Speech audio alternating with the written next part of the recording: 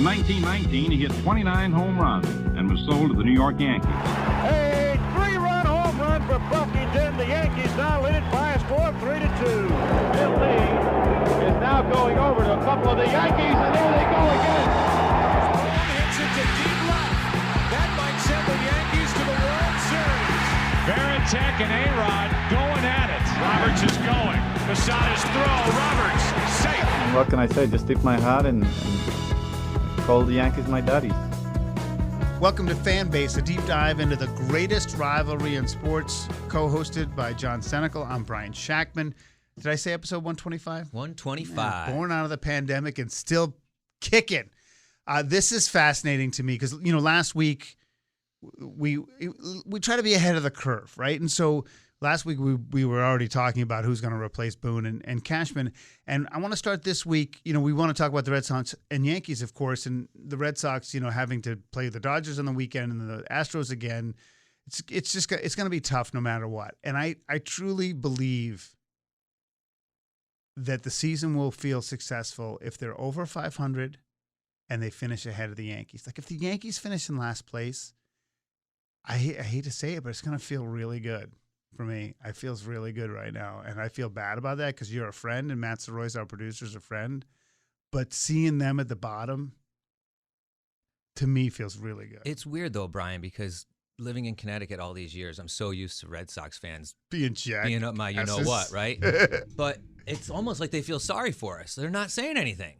Well, it's funny because I don't want to dance on any graves or whatever, but I felt like in the last couple of years, the Yankees haven't been that good, and they found a way to just make the playoffs. Right. And so, because like whether it's Glaber or all these guys that I kind of know who they are, but I kind of don't, like there's something outside of Judge that's so nondescript about the team.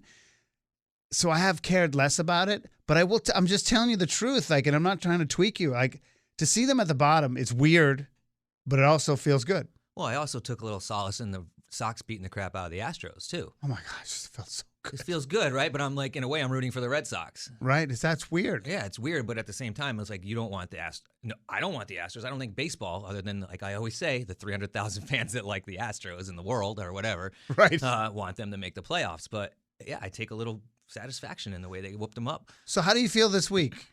How do I feel this week? I mean, listen, I knew the season was over like a month ago. No, I get it. So I'm over that. I'm happy that Judge is playing better, but he's still like the only draw. We know that. He is the only draw for the Yankees. It's just kind of still depressing that even though they're out of contention and they've been out of contention, they just can't even like try to play good baseball. Have they quit? Do you think? I mean, I quitting stuff because they're think athletes quit. You don't think so? I think the situation brings them down, so it looks like they quit. Like take Anthony Volpe, for instance, right? Not having a great year, but there's bits and pieces of his game that are good, you know, defensive run saves, that kind of stuff, home runs. But I feel like if the team was better, he'd be better. Yeah. You know, he'd be batting, I don't say he'd be batting 280, but I'd say he'd probably be up around the 240 mark, a little more confidence, not being juggled around the lineup every day. That's a good point. That kind of thing. Yeah. You know, where Judge is really the only person when he's been playing that's stuck in the spot where he belongs, you know, in the two-hole. Everybody else has been all over the place. You know, you don't even know where anyone's playing. And then, of course, I'm always on the rant about why IKF's not playing because he's like the third best player on the team. Right, which is bad enough as it is. But to your point, it's like if you're going to try to be good, you need some consistency. And it's like the Yankees have never, the whole season, ever had a normal lineup more than a few days. They've just never had the pitching. They've just never had the hitting. And it's just been a total disaster. So in a way, you know what? I'm not really that upset because I've seen it. Right, it's a slow boil. It's a slow boil. Yeah. Let me quiz you. As of Friday, what do you think the percentage chance of the Yankees making the playoffs? Oh, it's 0. It's 0.2. All right. Yeah. 0.2. 0.2. Well, it's 0. And you know it's almost it's like more than it's about 17.5% for the Red Sox. Now they have the Dodgers. And the Dodgers are unbelievable. I mean, and Mookie Betts is he's really unbelievable. He just plays wherever he wants. He's such a good baseball player, and it just seems that when and then they have 4 with the Astros. So I think it's difficult unless Toronto. I think Seattle's gonna make it, and so my ideal scenario, and we'll get into this. Maybe this is a decent. We'll put a pin in it because we're going to talk about the playoff scenarios after Shohei. But I would love to find a way for the Astros not to make it. So like Texas has to change what they're doing because the way Texas is playing, the way Seattle's playing, Seattle's going to win the division. But I don't know that that's going to happen. But I think that the Red Sox will not make the playoffs. But if they can somehow go 500 through Dodgers and Astros, well, it's actually 7. So if they could go even 4-3, there's a chance there because those are two teams that, I mean, even though you hate the Astros, they're really good. And the Dodgers are really, really good. And so I think the next, 7 days will really tell you something about the Sox. Yeah, I mean, obviously you want to win all the games and you always want to win series, which the Yankees haven't done all year, win series. But it would be really nice for them to beat up on the Astros because obviously those are the guys that they're chasing in the wild card. You think they can make it is my question. It's a no. I mean, it's a no. I don't really think so because they never really pushed it past that 3-game, 2-game mark. Yeah. It's just never been that push. I don't really know off the top of my head what their schedule past these 7 games looks going out. So that would be a big factor.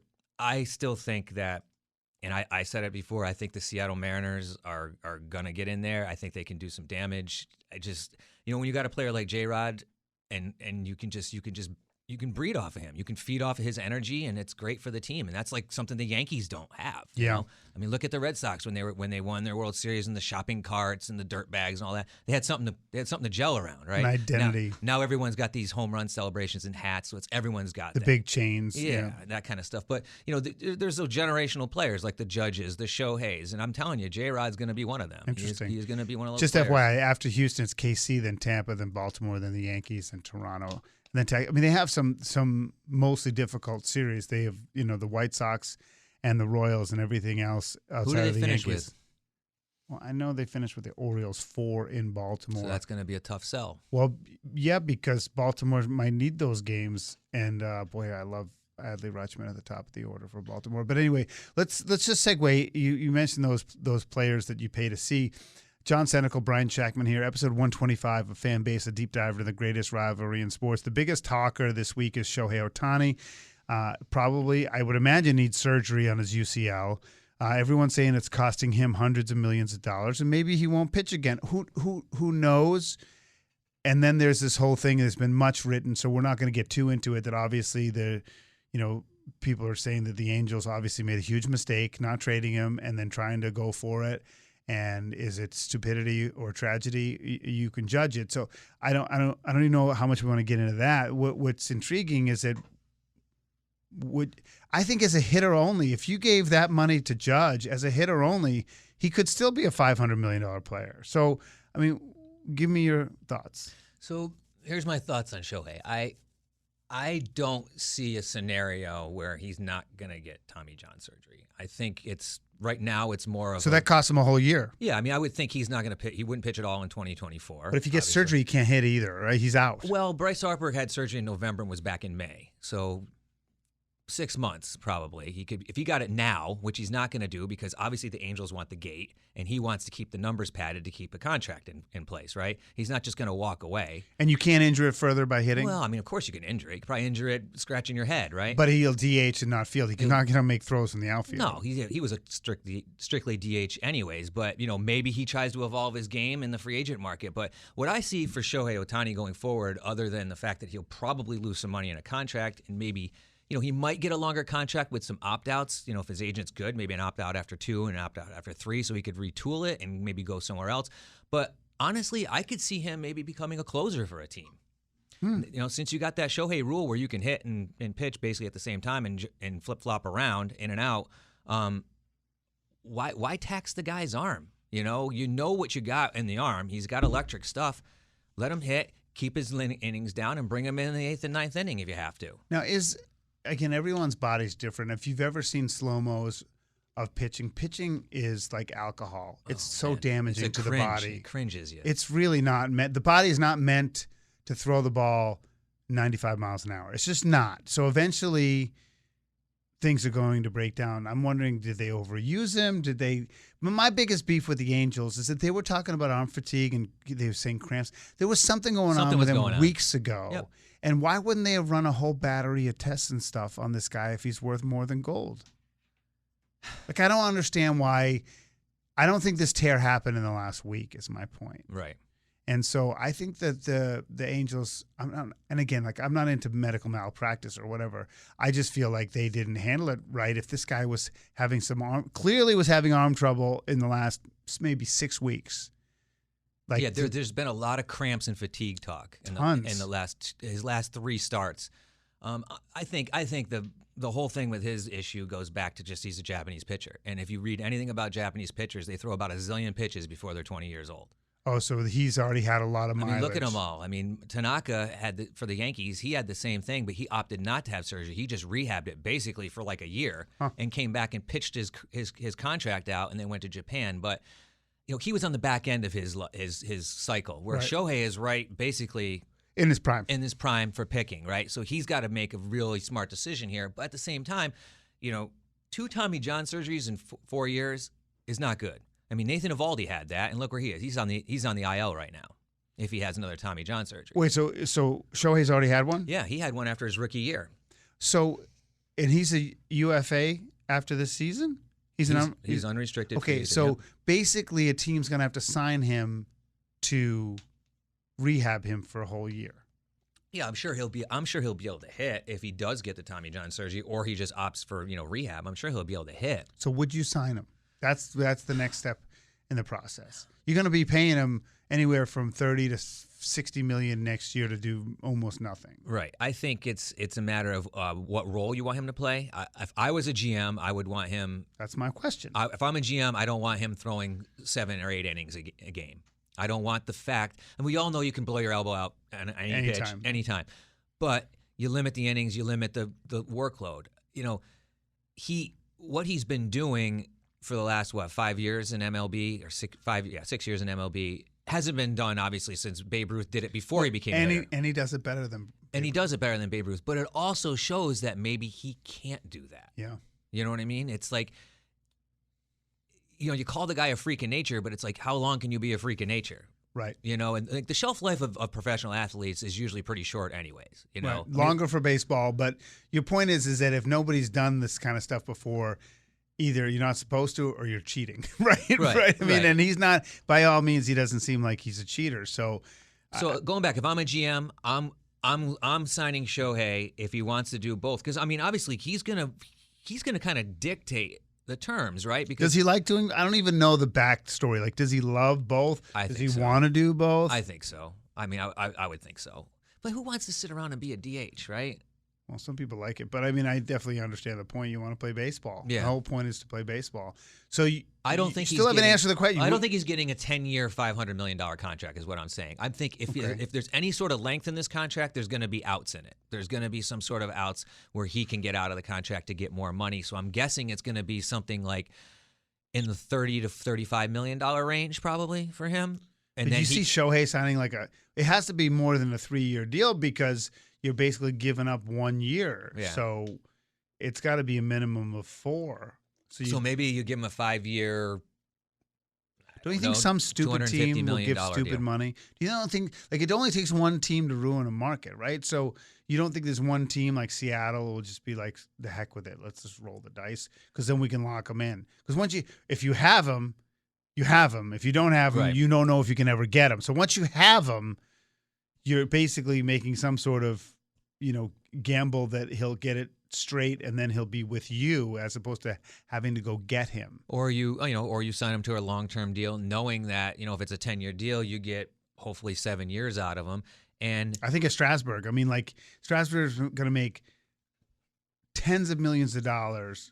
I mean, his future earnings just like makes Bonilla almost like a cakewalk. It's crazy. I mean, he basically pocketed $250 million for like 2 seasons, basically, and he had to retire. And the only reason I bring him up is that that's the risk you run, right? And who's going to know? And I think the other thing with the Strasburg contract, that the fact that it wasn't insured, I don't think Ohtani will get insured. No, I don't see anybody that's going to insure someone that could have a second Tommy So John. whatever. So if a team goes stupid year, stupid money, they're on the hook for all of it. Yeah, and it's just going back to the Strasburg thing. It's funny you brought that up.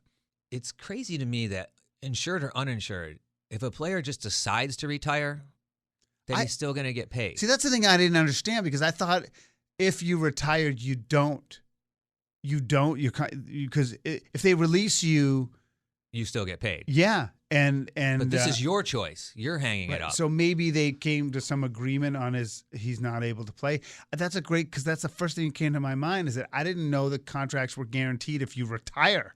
I thought that the team technically could make you make every possible effort to play until a neutral third party says you can't. Right. And that's the only time that you can get your money and not play.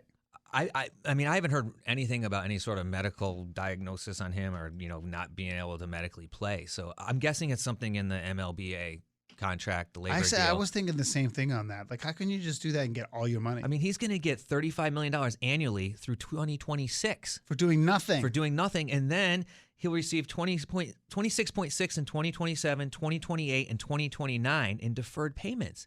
This guy's going to make, 35, 70 million, and then another 60. Another right? 60 on top of that.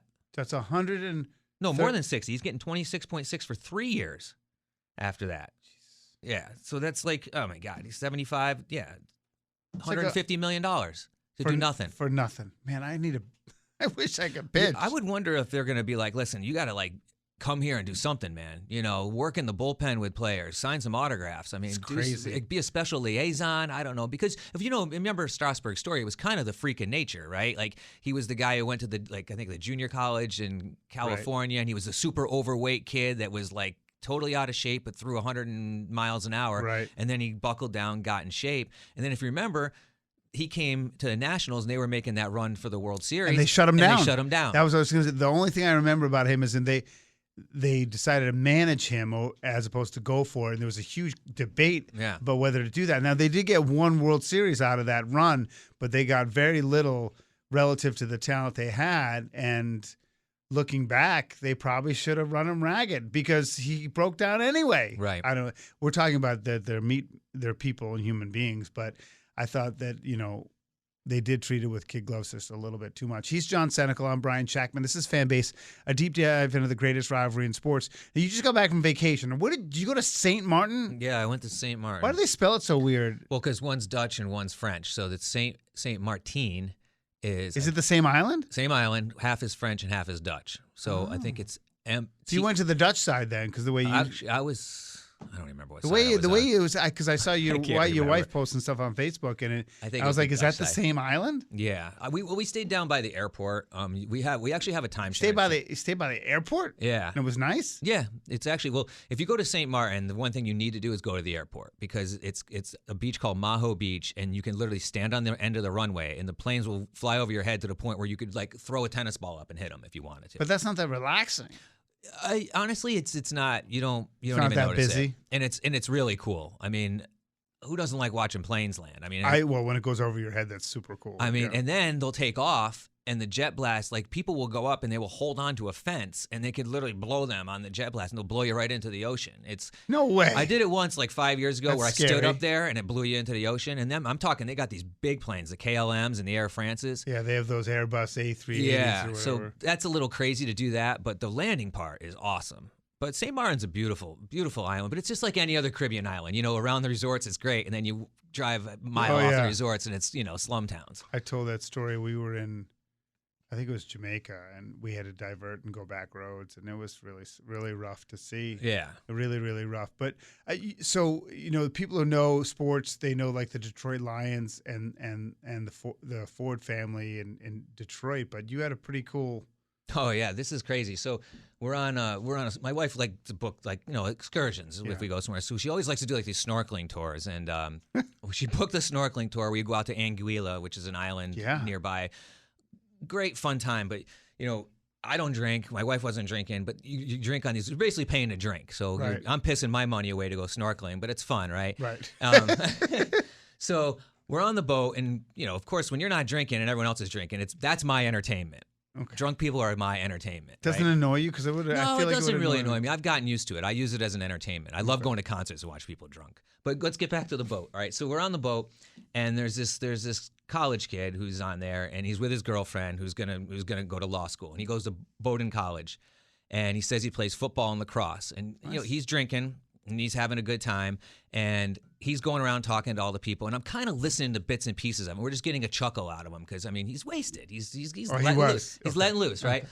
And one part I heard him talking about, my grandmother is the one that has all the money, and my parents made me work all these landscaping jobs, so I learned what it was like to work, and I'm the only one that had the CDL license because I was working with a bunch of guys with didn't have their green cards, and I'm just kind of bits and pieces listening to it, and then I heard him say his last name was Ford, and I'm like, okay, that's interesting, but not one part of me ever thought he'd be like the Ford family, so.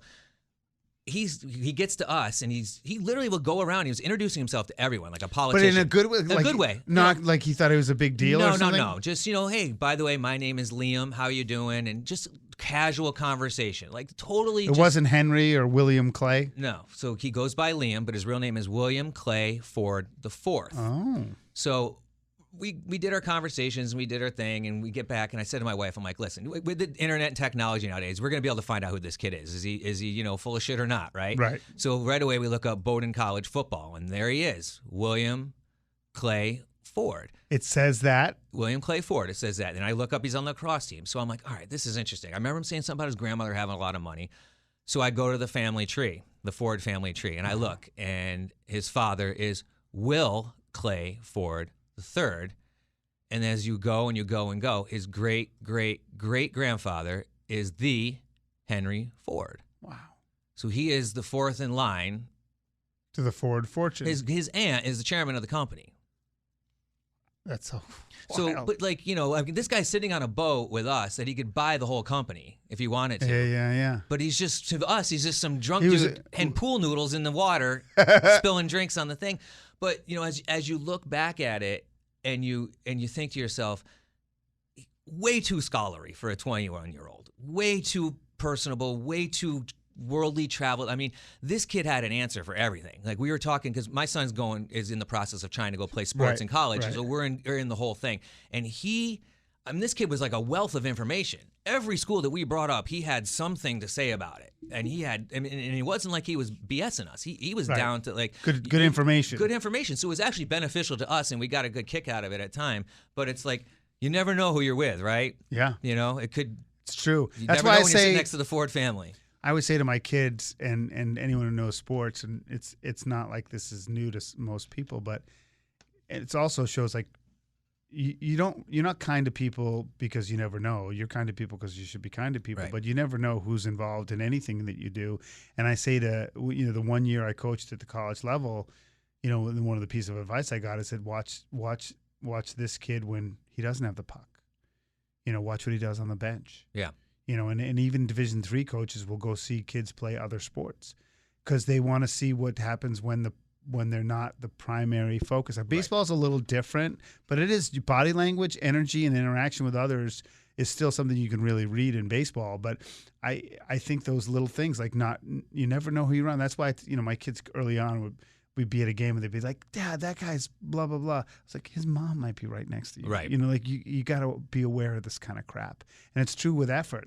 If I have one child, I'm not going to name him, that in one sport, if he's got the ball, he's locked in and he's great.